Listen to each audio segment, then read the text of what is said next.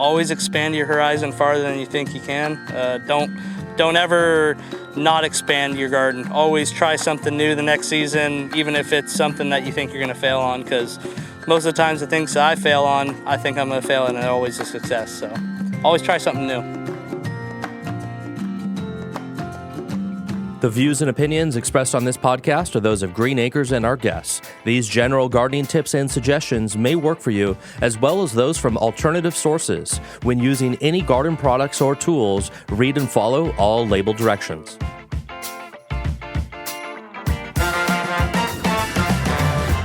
The Green Acres Garden Podcast is the podcast dedicated to helping gardeners hone their growing skills while we celebrate our love of plants. So whether you're new to growing or a seasoned gardener, you're sure to learn something new. Join the fun as we have conversations with world-class growers, passionate green thumbs, and professional garden experts from Green Acres Nursery and Supply. Listen every week. We'll answer questions you didn't know you had. And away we grow. Hey there, garden friends, and welcome back to the show. This is the Green Acres Garden Podcast, your garden home. For all you plant lovers out there, welcome to the garden. We are going to have a little bit of a party today. Got to give a shout out before we get to today's guest. I know plant of the week. Ooh. And this is a plant that is just beautiful, colorful. There's tons of variety. We've had whole episodes on this plant, but I'm telling you, this time of year, it needs a shout out. I'm talking about echinacea, coneflower. There's so many different varieties to choose from. They are beautiful. They're freaky looking.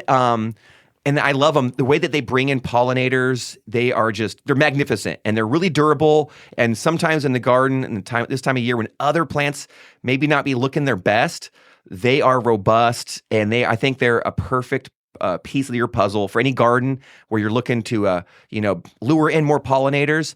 Echinacea are the way to go. So that is for me. That's my shout out plant of the week. So get out into your nurseries, go check them out, go see what I'm talking about. Because I'm telling you, if you see one, You'll probably find a spot for them in a container, in the flower bed, whatever. You can do them as standalone plants or put them in a little swath or a drift. But once you see them kind of luring in those creatures, you'll be like, that was worth it. I totally agree. Sometimes the colors on those things Beautiful. are just so saturated. It almost looks unreal. Like, they're really pretty, very cool looking, always covered in bees. Love those things. I love that. Great plant of the week. So let's continue today's adventure, Austin. So garden friends, today's episode takes us on an adventure from pickles, from princes of pickles to tasty tarts of zucchini. No, he's the pickle king. But when he was born, he had to be the pickle prince at one point. Okay. But yeah, so we get to meet up with the pickle king himself, our good friend Justin Davis of Neanderthal Farms. Justin has been on a few times, and he did not disappoint. He brought us into his home. We got to see his gardens, and this time of year, they're ripping along. It's great. He has a massive, beautiful home garden, all organic. So much going on since we were last there. It gets bigger every time. We had him on last year, but he came in studio, so we didn't get to go to his farm. Yeah. So it's been 2 years since we've been there, and a lot has changed. And it was really, really beautiful. Gosh, so much amazing things growing there, and it was just a gorgeous, inspiring place to be. I really had a great time. So when we got there, as we were leaving, he sent me off with some pickles. Yeah. Delicious. Some of the best pickles I've ever had in my life. But I got to give a big shout out too. So he had a tart. You ever had a savory tart that he made zucchini. Up? So through the interview, we stumbled across some zucchinis. Yeah. And he kind of mentioned, he's like, I kind of promised myself I wasn't going to grow zucchinis this year, but his wife talked him into it, and he had some beautiful looking zucchini plants, a bunch of variety, and of course one of those got harvested, whipped up into this tart. Austin, I got to give it was probably the most delicious thing I've eaten all summer long. It was so good, garden friends. Everyone, it was so delicious. It literally, by the time I was done eating this, Austin, so it's basically, to give you an idea, it is a crispy, buttery pastry crust with this herby, cheesy, creamy filling with maybe some roasted sliced zucchinis on top. Amazing. It was so good. It like refilled my faith in humanity. I'm like, we're gonna be okay. We're gonna be okay, people. With this tart. If we just can grow more gardens and share more food like this, share that recipe, Justin, we're gonna be okay, because it was that good. And so I was fired up after we left there. I'm like, this was one of our best episodes. I'm so excited to share this interview with people. I think they're going to love it. And not just is it fun to hear what he's gardening and growing with and doing, he has some practical advice that's really interesting.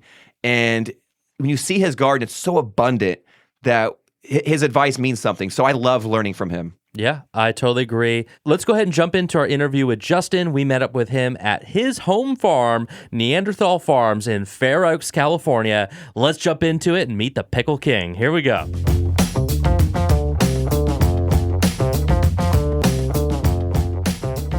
All right, garden friends, I'm here with Justin Davis of Neanderthal Farms. Good friend of the podcast, great grower. Justin, how's it going? Good, man. How about yourself? Great seeing you again. Great to be here, man. It's actually kind of nice that we're starting here underneath the arbor.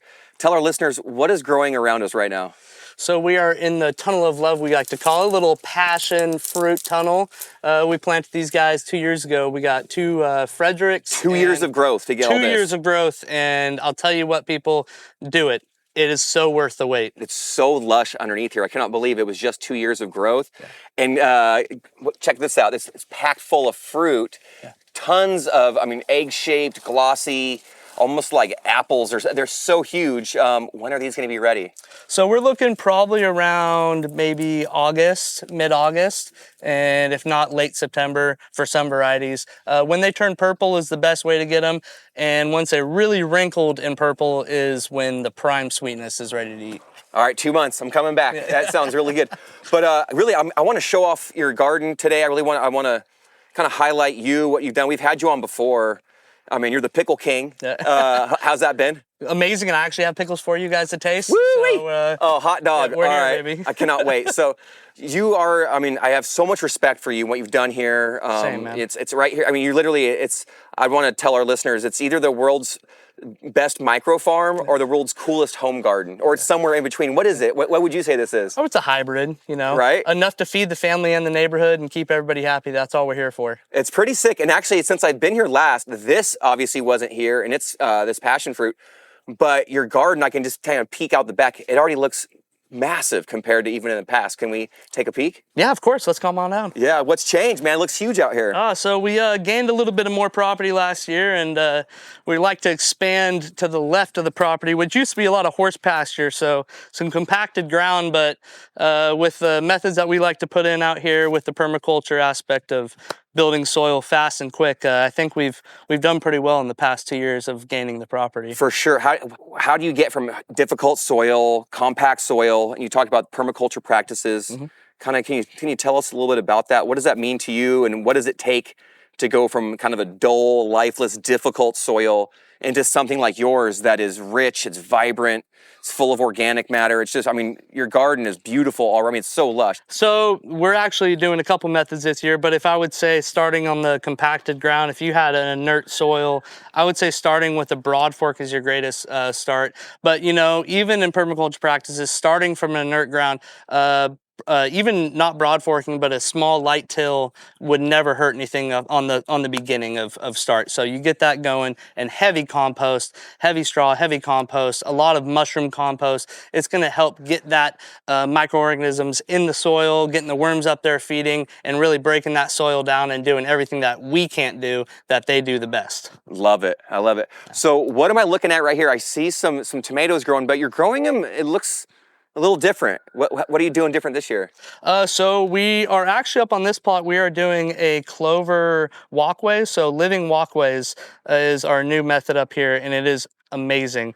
We have done maybe multiple chop and drops with the clover. So meaning cutting it down, laying it on the walkways, laying it in the rows, and letting all the bugs do their thing, and it comes right back. You could walk on it, run on it, do a dance on it. It's so durable, yeah. It's so durable, and you know what else loves it? Are the bees. So it brings in pollinators, and also it's edible. A lot of people You can see don't it. There's bees and pollinators buzzing all around it already. So it's a great, I call it the triple whammy. It does everything you need. It keeps moisture in the soil. It's actually bringing nitrogen into your soil too. So it's not only doing that, but it's feeding your plants at the same time. So it's doing everything you need to do without all the hard work. So as we know, you grow a ton of tomatoes, a lot of unique varieties, ones but you're almost never going to find in the supermarket unless you have a really cool supermarket. Yeah. But what else are you growing this summer outside the tomatoes? So a lot of different peppers and corn. I think we decided with the kids, they love popcorn. So a lot of popcorn varieties, Dakota Black. I'll have to try that one. It's probably one of my favorites. And then also with peppers, we went for the Jimmy Nardellos, which are one of the best Italian roasting peppers if you like sweet, Yeah, no heat to them. Poblanos and your bell peppers tend to fray away from the super hots this year. I don't think the kids like them too much, so I think it's better to get in the people. It's hard to sell to, so it's been interesting. I love the hot ones. Yeah, I know. So we still grow a couple, but enough. We're getting a lot of the super hots out and the super sweets back in. Nice. Well, let's say I see you're using the drip tape and all that. How do you like that? I love the drip tape, man. Nice, consistent watering. They last more than 3 to 5 seasons. I've never had issues. Maybe other people with calcium deficient, in water could be a little issues, but with ours, we seem to be able to run them at least 3 to 5 seasons with no problem. For the home gardener, someone listening, how important is it, do you think, to irrigate, to set up an irrigation system, drip system especially? I think it's probably one of the number one things you could look for is that's your main thing to keep your plants alive, and especially if you're in raised beds. Even though we're not in raised beds, we're in grounds, but I think that's where we get a lot of problems with people is not having adequate watering with raised beds or even in ground, and being the right spacing and knowing what plants require what is the number one thing really for us. Because you can overwater and underwater real easily, and that could cause a lot of issues with certain plants. And finding out which ones want what is, I think, our number one battle a lot of how are we going to put these plots in, and where are we going to put drip lines, and how much is this one going to run compared to this one. And it does take a lot, but once you figure it out, it's a well-oiled machine. What does healthy watering look like? I think watching your plants is the biggest thing. Always being out there, always keeping an eye on stuff, putting your finger in the soil, checking the depth. I usually go half a finger depth. If I don't feel moisture, half finger down. Doesn't matter the size of finger, pretty much water. But with tomatoes, you could really tell when they need water, especially in raised beds. I think that's most of the home gardener is in raised beds nowadays. Usually a lot of metal raised beds. Yeah, it's a quick and that step one to success. Yeah, so it's a good one, but it's also one that people tend to forget that they're going to dry out a lot faster than what it does in the ground. So just watch your plants, always watch your leaves. We have a 1/4 gallon per hour drip on ours. So our lines every emitter is a 1/4 gallon So every per little hour. wheat pole that's in there, every 6 inches or whatever. 1/4 gallon per hour. And that just gives you an amount of idea. Go, okay, this is how much water is actually going to come out if it's on for an hour and a half. Exactly. Or whatever. So we run usually maybe an hour and a half, 2 hours in the morning, hour and a half maybe at night at the end. And it depends on the day. If I feel like the soil's still wet and plants look happy at the end of the night, I won't give them a watering. Okay, so hey, I want to get a secret sauce from you or a little top pick. Since you're the pickle king and you've got a few rows here, what varieties are you growing, and which ones should we be growing if we're going to want to be growing some sweet pickles at home? So, or I guess maybe not sweet or dill. Yeah, so these guys are actually a couple F1 varieties. We go through every year, and I try to search the internet high and low for the best and new and the new and the best. New hybrid. And so I'm always figuring ones out. These guys are Adam F1s on the front rows. And then you have... You're about to have a surge. I mean, look at all these. Yeah, we're picking covered. almost 60 to 50, 60 pounds about every 3 to 5 days. So we just picked, we've been pickling buckets every 4 days. Oh, that's awesome. I got a pickle tonight, actually. I probably got about 100 pounds in the garage. Wow. Ready to pickle, so we'll probably be out here picking today because now that I'm looking, we got a lot more. And what you don't see is hidden in there is a lot more. So. Is the harvesting, like the consistent harvesting of your cucumbers, is that not only just good because it's awesome to have pickles and cucumbers, but is that a good thing just for the health of the plant? Yeah, definitely. So with the cucumber plants, it's always good to keep up on the harvest because once you get any big cucumbers on there, they're going to want to go to seed. It's pretty much telling the plant, hey, we're ready to be done. Let's stop growing any new fruit. Let's pretty much die out and call our day. So keeping up on that consistent harvest is always going to give you more flush, more fruit, consistent fruit, and for a longer time and a longer harvest. Keep tricking that plant. Exactly. Like, you haven't produced your seeds yet. Keep going. Keep going, ladies. You got this. I need more pickles, please. Yes. Yeah. Oh, man, I love it. More pickles, please. Yeah. Now, here's a good example how you can garden like a farmer, I feel like. So you've had the living mulch, you've had some actual mulch in your interrows, and now we're out here in the tomato patch. where it's a little bit more serious out here. We've got the posts up, that's all linear. You got the Florida weave going, and there are, I mean, how many tomato plants here? What, 50 plants around us just in this little patch? Oh God, yeah, if not more. And so right now you're gardening like a farmer in a way. You've got the landscape cloth, and I know a lot of times I'll preach kind of against it in a lot of different situations where you've got your perennials and the weeds are growing through it anyways. But here, this might be the way to actually really, I think, get the most out of your land. What do you think? So for out here, this is like our newer plots. We like to use them in the areas that we have heavy Bermuda, and we haven't been able to really bring it down and get it down to a manageable, area. So this really helps us keep moisture and keeps the soil building itself. This is a plot that we started last year, so it's very new. It grew pumpkins last year. So this is a new section that we did pumpkins last year. This year we're doing tomatoes. And we did really heavy mushroom compost over winter and a lot of straw, so it was happy and healthy when it came to spring. Broad forked, let it sit for another couple months, and then planted straight into it. And safe to say the plants are happy. The weeds have not been as bad, only maybe in the cracks in the section that aren't covered, but it's nothing that we can't manage. It's not taking away from anything from the plants. So if you have areas that are really trying to build, I would really recommend this woven plastic for anybody who's wanting to get this one looks pretty heavy duty. This one looks thick. Yeah, 5 millimeter, and it keeps aeration. It's not hurting anything from the soil. You can lift it up. There's as many bugs and worms as there would be up in my other plot, and it does help the plants a lot, and it helps the farmer. And the biggest part is us not trying to break our backs as much as possible. Yeah, well, you can just see anywhere. Around the perimeter, anywhere it's not at the weeds are kind of working their way through. Exactly. But for the most part, it looks really spectacular in here. The plants are healthy. The weeds are kept off of them.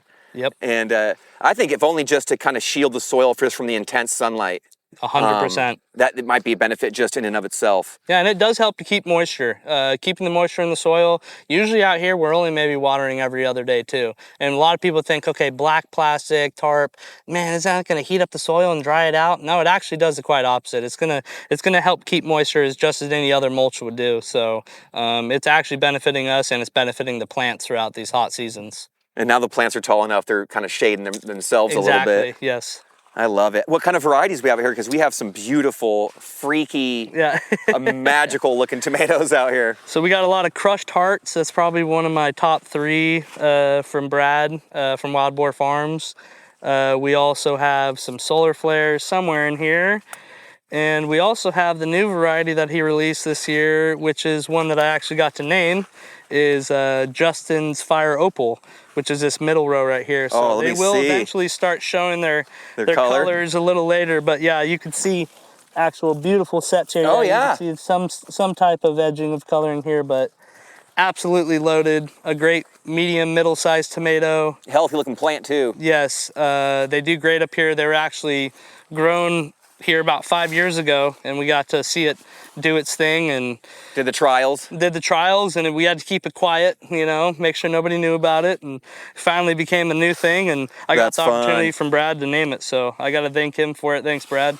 yeah, for sure. The wild boar himself. Yeah. What do you think is the missing ingredient for most people that are struggling when they're like, man, my tomato plants never look as good as I want them to, or I want them to look like that guy's, on Neanderthal Farms Instagram page. What are you doing that other people can be doing as well? Like I'll always preach, heavy compost, always making sure your soil's happy and healthy. Don't ever not feed your soil. Even if you go a half season of not adding some type of living, mulch or some type of compost on it. Just always mulch, compost. Keep your soil wet and covered as much as you can, and get a broad fork. Buy a broad fork and invest in a broad fork is the number one thing I would say. For anybody, that would be a number one thing. And heavy nitrogen in those first couple months is a number one. You want that vegetation growth. It's a very start to finish, and then after that you can taper off on the nitrogen when it comes to flowering. But that feeds the structure, that'll then hopefully support everything else. So really getting that heavy nitrogen feed at that first couple months is always a prime thing. Maybe give a couple feeds of fish emulsion, or you could always give a good dressing of some EB stone. We use that tomato vegetable dry amendment. I'm a big guy on those guys. They last a long time. You don't have to feed as much with adding that. But yeah, always just making sure your soil is happy and you got enough amendments in there. Love it. That's beautiful out here. You grow a lot of different plants. You've been growing for, tons of seasons, especially, you're a young guy, but you've got a ton of experience behind you. What is a plant that you've grown that you're like, hey, this is a fun plant, it's delicious or just interesting?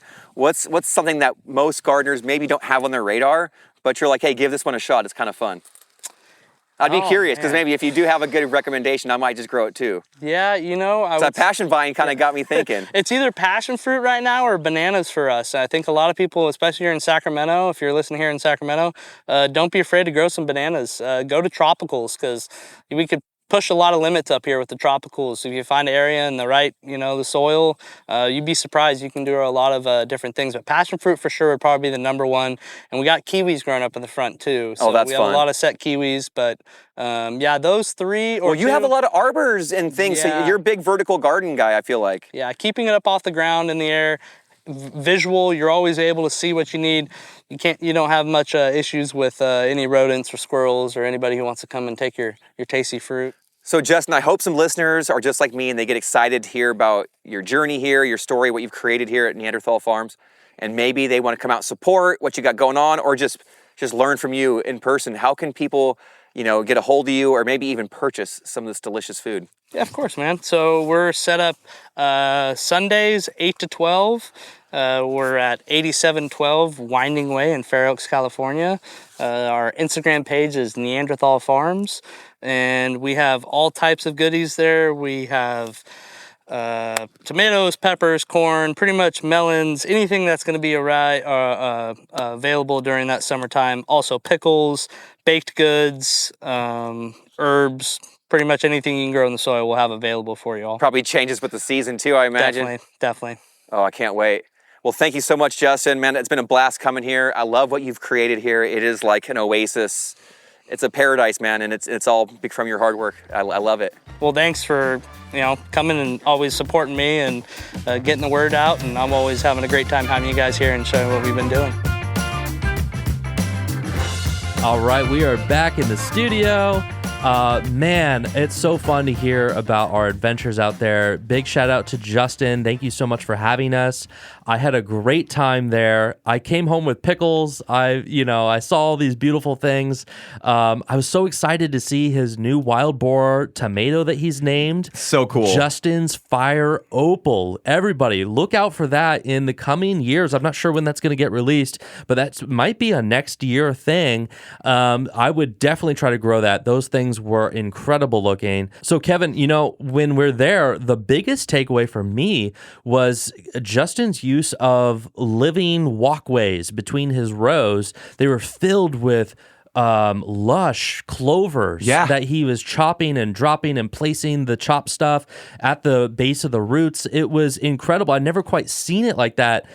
Was that cool stuff? I mean, should we be doing that more? Living mulch, a cover crop there to kind of suppress the weeds. Where he's at, he's on a slope. He gets tons of sun. He's really enriched the soil so much. And like many people, all those weeds, Bermuda grass wants to infiltrate. One way to keep them back is have other plants there that just can outcompete to a degree. So cool to see, especially in our heat. It can shield the roots, keep them a little cooler. And there's nutrition in that material as it breaks down over time. I mean, there's so much value to that. So a cover crop, a living mulch, whatever you want to call it, very cool use of that. And you can tell the plants looked super healthy. It didn't seem to be affecting them in a negative way. Actually, they seemed like they were just ripping right along. And then he also had, actual mulch. He did mulch many different ways. And so to see from straw mulch to the shredded wood mulch to the living mulch, this time of year, to protect your soil, protect your roots, it was a perfect idea. I liked it. Nice. Yeah. So mulch he's really using it a lot. I like that in different ways. I didn't realize that, but you're right. I did see all those different ways. So cool. Justin, such an inspiration. Thank you for having us. And I can't wait to visit him again and just see what's going to be going on next time. Thanks for the pickles. We're actually enjoying a pickle right here in the studio. Delicious. Kevin, what do you think of that pickle? I loved it. I could tell why he got the moniker the Pickle King. The ones he gave me didn't last 2-3 days. I went right through them so fast. Nice. I love it's fun to see. And those, not just that he made it, those are the pickles he grew. They came right out of the garden. after leaving there, not just the living mulch, but to see him using the shade cloth over the cucumbers and to see the side-by-side comparison from cucumbers that are in blasting full sun and some that are actually getting some shade under that filtered light and how healthier those ones were.